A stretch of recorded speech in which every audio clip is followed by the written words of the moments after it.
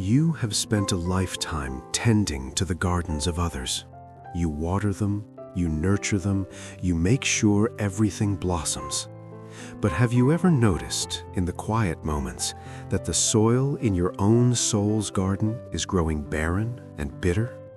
That bitterness, that silent resentment is not a weed, it is the cry for help from the soil itself. In this video, we will not try to pull it out.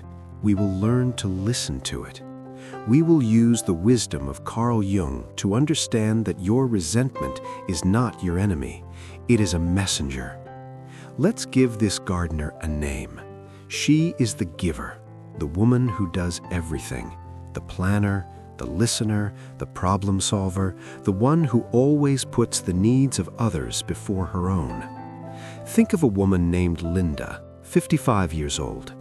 She's just hosted the perfect birthday party for her husband. The house was full of laughter. Everyone told her how wonderful she was for putting it all together. But now it's late. As she stands alone in the quiet kitchen, surrounded by dirty dishes, she doesn't feel joy. She feels a hollow ache, and beneath it, a simmering anger. She asks herself a question that feels dangerous, a question you may have asked yourself too. Why do I feel this way? Linda's question is our question today. How can an act born from love give birth to a feeling so toxic? And more importantly, how do we begin to heal it? To answer Linda's question, and your question, we must first understand that this feeling is not a random mood. It is a condition, a deeply ingrained pattern of behavior that I call the giver syndrome. It is the belief that your value is directly tied to how much you can do for others. It is the unconscious script that says, my needs come last, if they come at all. This is not authentic kindness. Let me be very clear about this.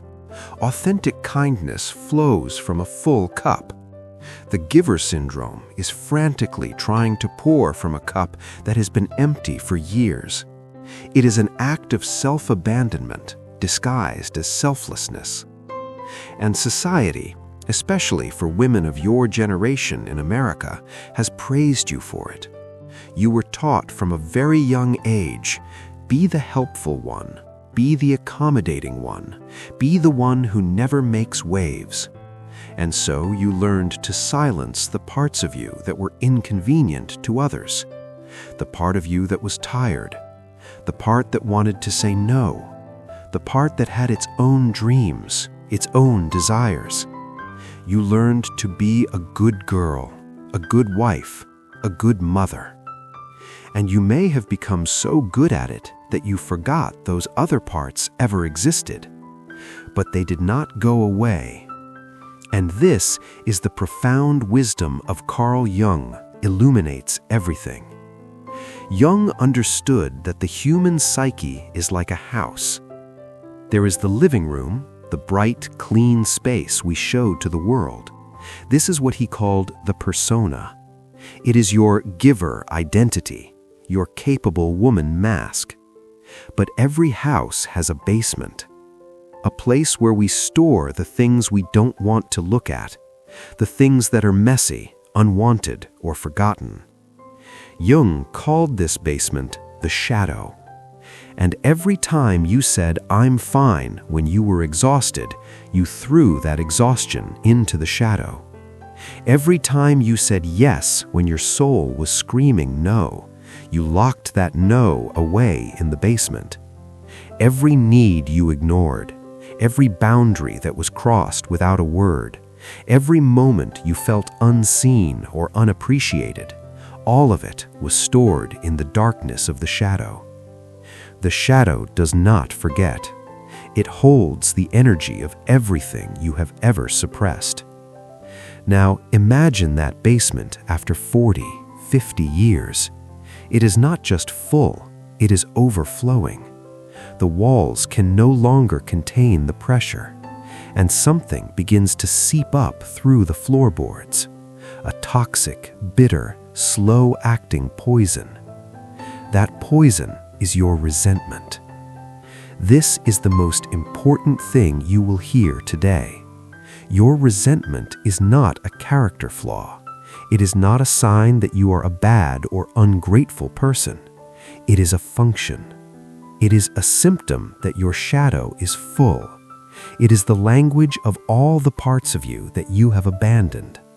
It is their collective voice, finally screaming loud enough for you to hear them. For Linda, in her quiet kitchen, that simmering anger was not about the dirty dishes. The dishes were just the trigger.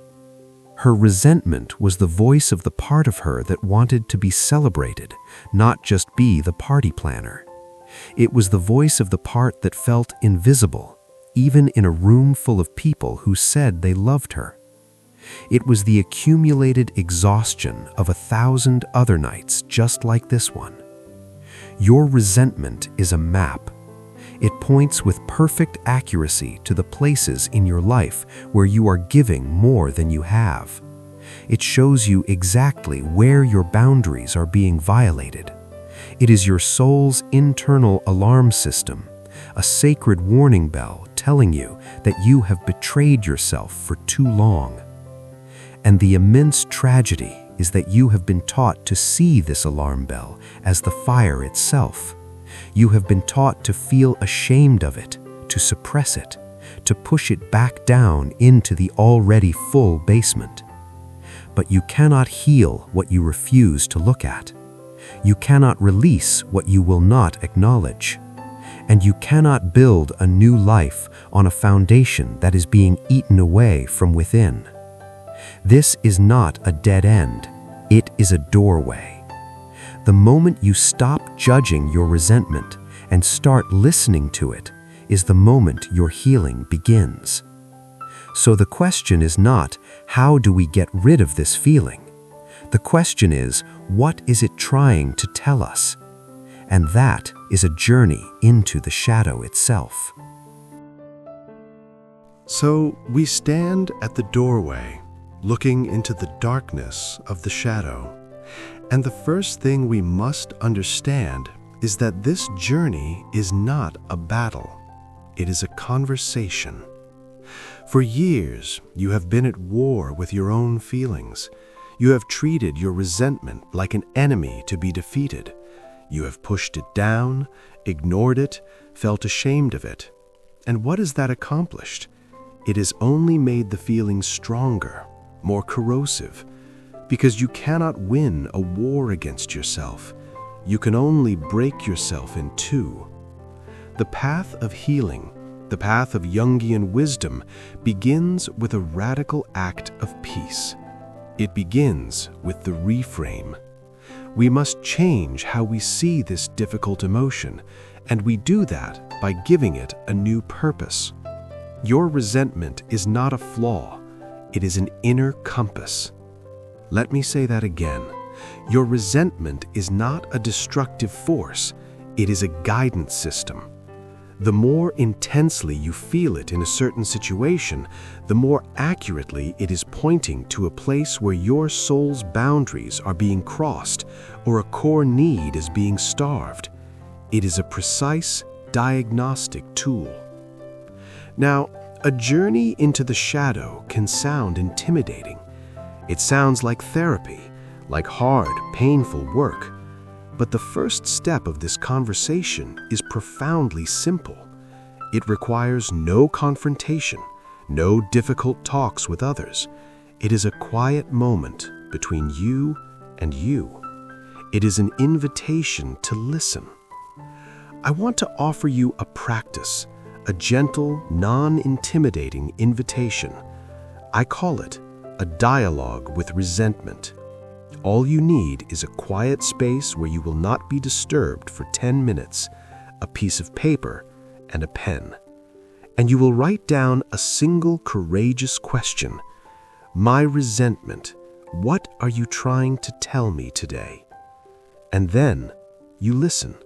You write down whatever comes to mind without judgment, without censoring. You simply allow the voice of your shadow to speak. Let's imagine Linda, the the morning after the party. The house is clean now. The sun is streaming in, but that hollow, bitter ache is still there. She sits with her coffee and she asks the question. And perhaps the voice of her resentment begins to speak. It might whisper, "I am tired of being invisible." It might say, "I am tired of my love being measured by my labor. I wanted to enjoy the party too, but I was too busy making sure everyone else was happy. I wanted someone to ask me not what they needed, but how I was feeling. I wanted to be seen." Do you see the power in this? Linda's job in this moment is not to solve it. It is not to blame her husband or her friends. Her only job is to witness it, to acknowledge the truth of this abandoned part of herself. For the first time, instead of pushing the feeling away, she is turning towards it with compassion. She is honoring its message. This simple act is revolutionary, because for the first time, you are treating your resentment not as a monster, but a wise, wounded part of you that simply wants to be heard. You are giving your shadow the one thing it has been starved of for decades: your attention. This is the beginning of what Jung called integration. You are not trying to get rid of the shadow, you are bringing its wisdom into the light of your consciousness. Each time you practice this dialogue, you are building a bridge between the bright living room of your persona and the dark, forgotten basement of your shadow. You are making your inner house whole again. The resentment doesn't vanish overnight, but its nature begins to change. It transforms from a toxic, corrosive acid that eats you from the inside out into clear, focused information. It becomes data. Data about your needs, data about your boundaries, data about the situations and relationships that are draining your life force. And information is power.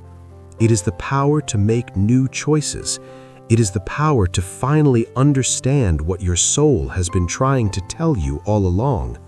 You are learning to speak the language of your own soul. And once you understand that language, everything can begin to change. But once we have heard the message, once the shadow has spoken its truth, what comes next? How do we carry this new awareness back into the bright, complicated world of our relationships and our daily lives? That is the art of sacred boundaries, and it is where our journey continues. So the message has been heard. The shadow has spoken its truth, and now we hold this new, fragile awareness in our hands. The question that follows is the most important one of all. What do we do now? How do we take this inner truth and live it in the outer world?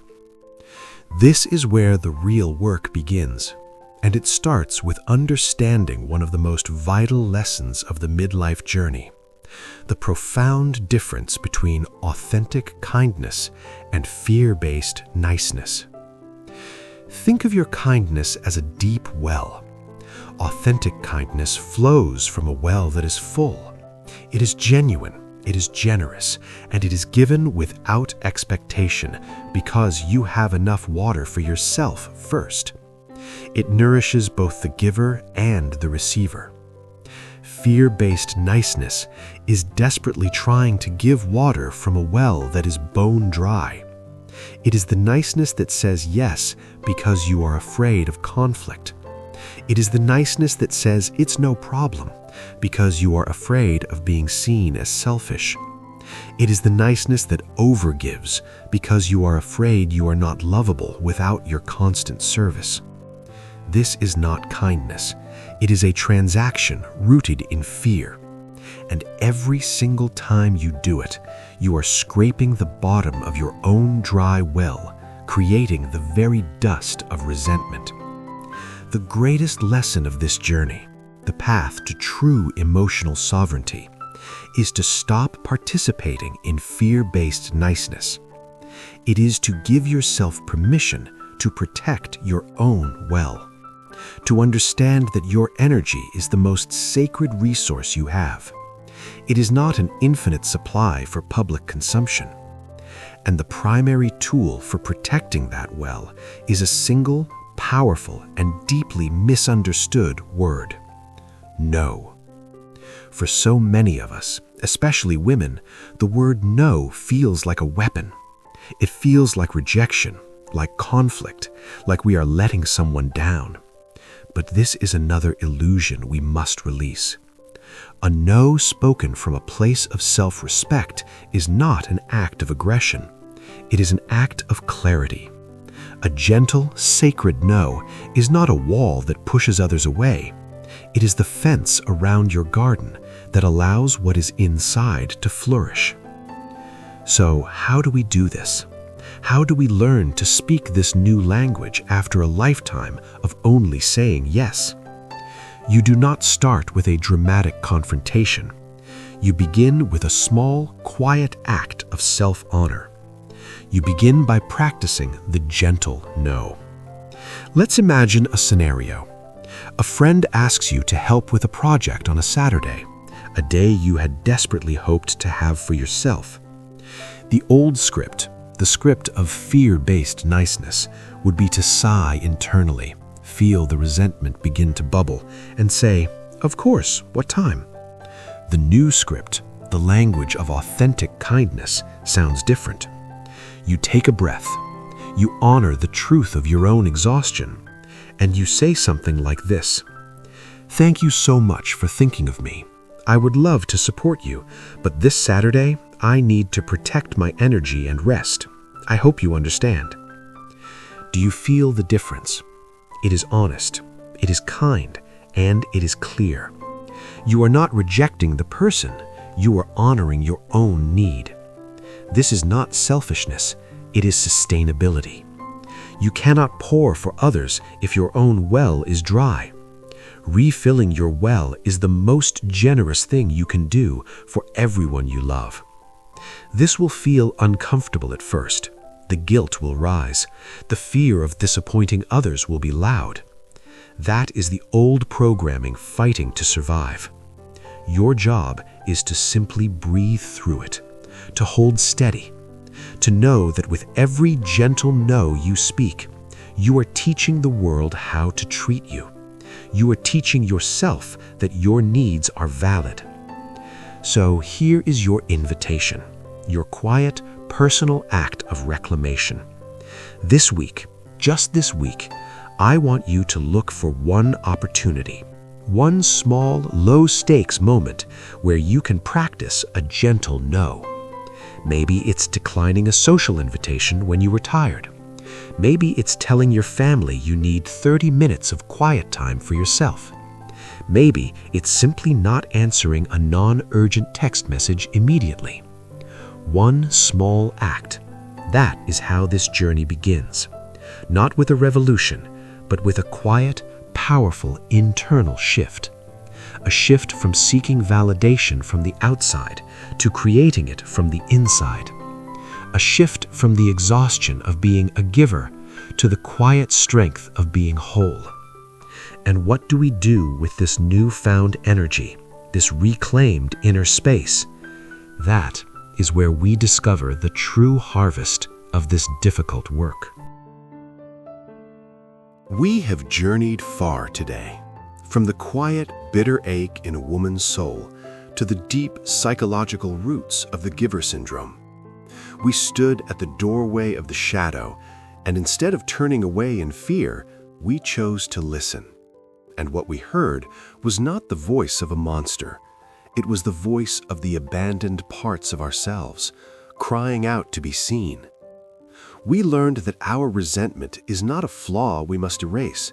It is a compass we must learn to read, a sacred messenger telling us exactly where our energy is leaking and where our boundaries have been broken.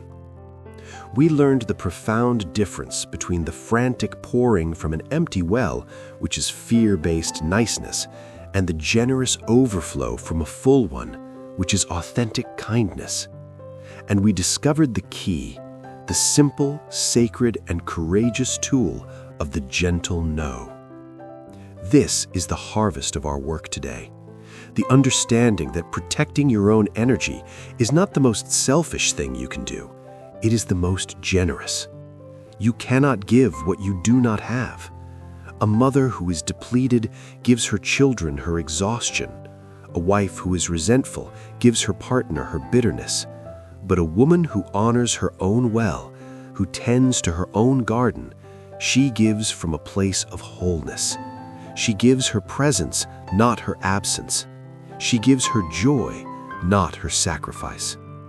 This is the great rebalancing of midlife. It is the moment you stop performing selflessness and start embodying self-love. It will feel uncomfortable. That is the sign that you are growing. It will require courage. That is how you will know you are healing. Every time you speak a gentle no, you are casting a vote for yourself. You are telling the universe, and more importantly, you are telling yourself that you are worthy of your own care, that your peace is not a luxury, it is a necessity. This is the path from being the eternal giver to becoming the sovereign guardian of your own sacred space. And so, as a declaration to your own soul, a quiet anchor for this new beginning, I invite you to go to the comments below and simply write the words, "I am listening to my own voice." Let this be a witness to your commitment, a first gentle step on the path back to yourself. But I must be honest with you. When you begin to listen to your own voice and to honor the boundaries it asks for, a deeper layer of feeling may emerge, a quiet grief. You see, so much of our resentment is born from a secret sorrow, a mourning for the woman you never got the chance to be because you were too busy being everything for everyone else. Grieving that lost self is a sacred and essential part of this healing journey. In that tender territory, you will find the keys to your deepest liberation. And that is the sacred ground we will explore together in our next video. In that video, you will find new tools to help you navigate this quiet grief and truly reclaim the woman you were always meant to become. Until then, be gentle with yourself. The journey of listening has just begun.